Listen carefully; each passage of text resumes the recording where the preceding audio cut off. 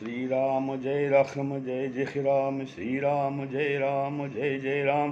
नारायण समारंभां शंकराचार्य मध्यमां विस्मदाचार्य पर्यन्तां वन्दे गुरु परंपरां। श्री गुरुचरण सरोज रज निजमन मुकुर सुधार, वर्णो रघुबर विमल जस जोदायको फलचार।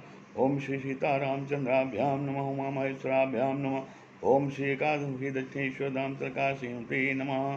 सत्संग के क्रम में आज जो है देवर्षि नारद जी के 84 भक्ति सूत्रों में दूसरा सूत्र की व्याख्या चल रही है, जो कि है सात्वस्मिन् परम प्रेम रूपा। अर्थात वह सातु हम जिस भक्त की व्याख्या करेंगे वह तो अस्मिन माने इस परमेश्वर में परम प्रेम रूपा परम प्रेम स्वरूप है। वह तो इस परमेश्वर में परम प्रेम स्वरूप है। अब भक्ति शब्द जो है भज धाव से एक 3 प्रत्यय लगाकर बनता है।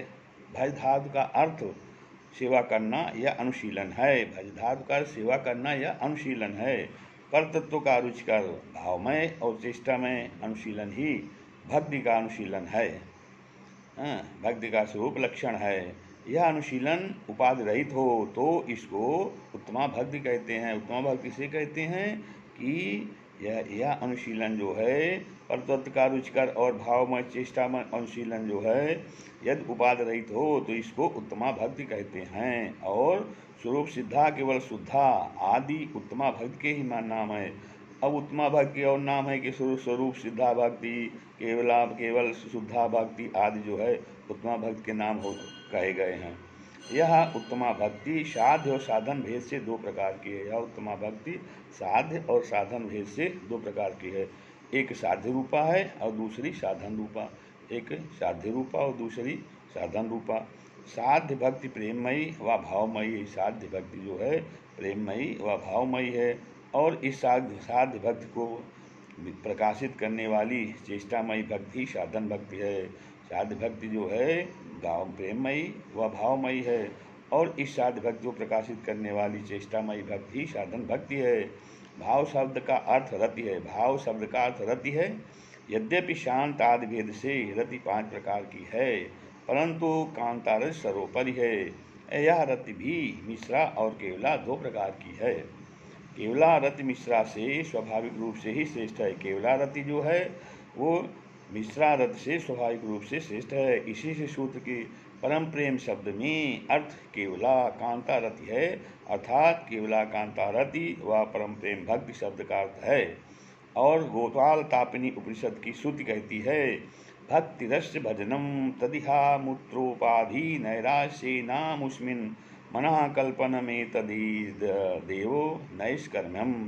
अर्थात श्री कृष्ण नामक परतत्व का भजन अर्थात अनुकूल श्रवण आदि की चेष्टा रूप अनुशीलन और उस श्री कृष्ण नामक परतत्व में मनः कल्पन अर्थात अनुकूल श्रवण आदि की चेष्टा युक्त अन्य प्रकार के विश्वास से रहित सजातीय विश्वास का प्रवाह रूप भाव में अनुशीलन भक्ति का स्वरूप लक्षण है। भक्ति का स्वरूप लक्षण बताए हैं। अब कहते हैं कि उपाधि रहित होना उसका तटस्थ लक्षण है। उपाधि शब्द का अर्थ है इस लोक की भोगाभिलाष और पारलौकिक इस लोक की भोगाभिलाष और पारलौकिक मोक्षाभिलाष। भोगाभिलाष का साधन कर्म और मोक्षाभिलाष का साधन ज्ञान है। तो भोगाभिलाष मतलब कर्म से आपको भोग मिलेंगे। कर्म करेंगे तो आप भोग की ओर बढ़ेंगे।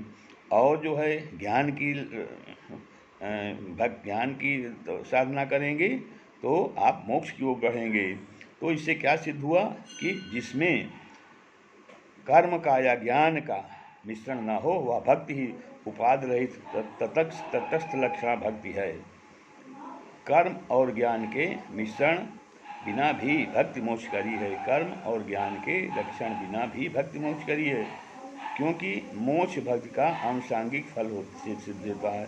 कर्म और ज्ञान के बिना भी भक्ति मोक्षकारी है। मतलब कर्म और ज्ञान न करिए तब भी भक्ति में सारे आ जाते हैं तो भक्ति मोक्षकारी हो जाती है, क्योंकि मोक्ष भक्ति का आनुषांगिक फल सिद्ध होता है। इस प्रकार नारद जी का कहा हुआ भक्ति का लक्षण शुद्ध के साथ भी मिलता है। अब कहते हैं अनादि परतत्व परमात्मा से विमुख होने के कारण माया से आच्छन्न हुआ मनुष्य देह को ही आत्मा मानने के अनंतर देह के दुख से मोहित होकर और विषय भोग से खींचकर संसार चक्र में घूमा करता है। जब स्वयं ही किसी मनुष्य की उन विषयों की ओर को खिंचावट से कुछ एक निवृत्ति होती है, उसी समय परातत्व की विमुखता दूर होकर परतत्व के सन्मुख होने में प्रवृत्ति होती है। अर्थात विषय भोग का आकर्षण होने पर भी सौभाग्यवश शास्त्र में वर्णित परमेश्वर, आत्मा, परलोक और कर्मफल आदि विश्वास के साथ उसका चित्त क्रम से अंतर्मुख होने लगता है।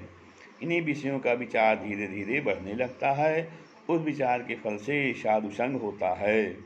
उस विचार के द्वारा वैराग्य होने पर ज्ञानी का संग होता है और उससे उत्पन्न हुए करुणा भाव से भक्त का संग होता है। तो साधु के ज्ञानी होने पर उसके साथ साथ भक्त की इच्छा बलवती होती जाती है और इस प्रकार भक्त की इच्छा बलवती होने पर दीनता और निरपेक्षता के साथ भजन किया या परतत्व विषयक श्रवण कीर्तन आदि रूप अनुकूल चेष्टा का उदय होता है। यह चेष्टा ही साधन भक्ति है। साधन के पक जाने पर अनर्थ की निमित्त के अनंतर निष्ठा आदि के क्रम से भाव प्रकट होता है। साधन के पक जाने पर अनर्थ की निमित्त के अनंतर निष्ठा आदि के क्रम से भाव प्रकट होता है।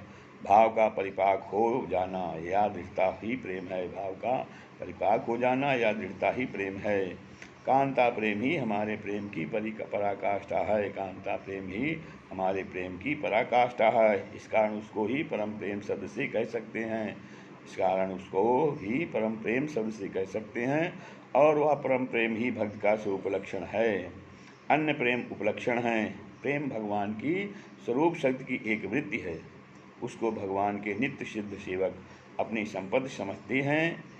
वह नित्य धाम के नित्य सिद्ध भगवत परिषदों की संपत्ति होने पर भी श्री भगवान के अनुग्रह से देव नदी गंगा के प्रवाह के समान संसार में आकर और शुद्ध जीवों के स्वभाव के साथ एकाकार होकर उनकी स्वाभाविक वृत्ति के रूप में बह रही है। कहा भी है, देवानां गुणलिंगानां आनुश्रावीव कर्मणां सत्व एवैक मनसो वृत्ति स्वाभाविकी तुया अनिमित्ता भगवती भक्ति सिद्धेर्गरीयसी जरयत्यासु याकोशम निगीर्णा मनलो यथा। अर्थात के प्रकृति के तीन गुण जिनकी उपाधि है और वेद पुराण आदि में जिनके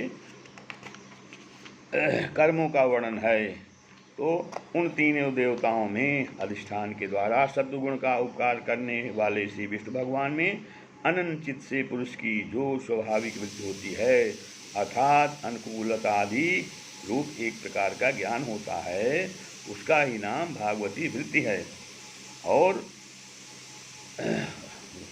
और वह स्वरूप वृत्ति होने पर भी विषय सौंदर्य के कारण बिना यत्न के शुभ भक्त के स्वभाव के साथ एकाकार होकर प्रकाशित होने पर ही उसको जीव शक्ति की स्वाभाविक वृत्ति कहते हैं।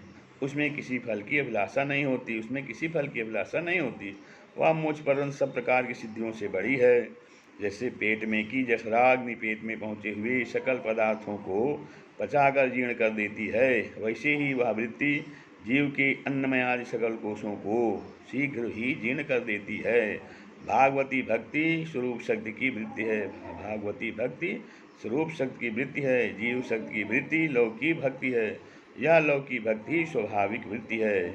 इस वृत्ति के साथ एकाकार होकर प्रकाशित होती है। इसी से भागवती भक्ति को भी जीव की स्वाभाविक वृत्ति कहा है। भक्त और भजनी का परस्पर संबंध होने से ही भक्ति का प्रकाश होता है।